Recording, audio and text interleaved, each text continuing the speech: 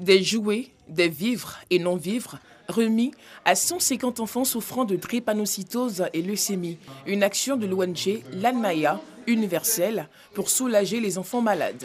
Et il faut bien qu'à un moment de leur vie, qu'on leur donne un peu de gaieté, un peu de joie.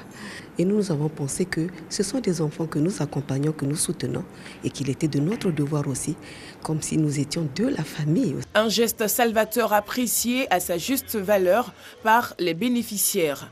Les enfants et responsables de l'ONG Lanaya universelle appellent les bonnes volontés à voler à leur secours. Chers donateurs, merci beaucoup pour les cadeaux.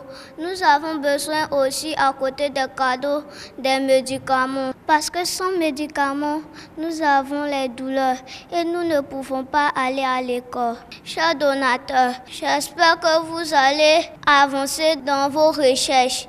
Nous œuvrons de sorte que, à terme, nous puissions avoir un centre de recherche, un centre, disons, référentiel où on pourrait, un centre de prise en charge des enfants malades de la drépanocytose et de la leucémie. Parce que dans ce centre, on aurait toutes les spécialités sur place et cela faciliterait la tâche et aux malades et aux parents. Le directeur de la protection de l'enfant, représentant la ministre de la Femme, de la Famille et de l'Enfant, marraine de la cérémonie, encourage l'initiative.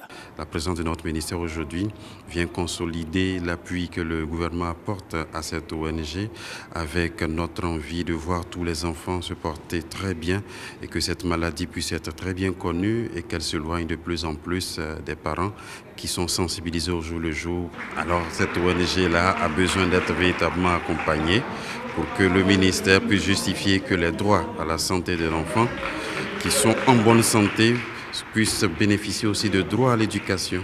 Créée en mai 2005, l'ONG Lanaya universelle a pour objectif majeur la lutte contre la drépanocytose et la leucémie chez l'enfant.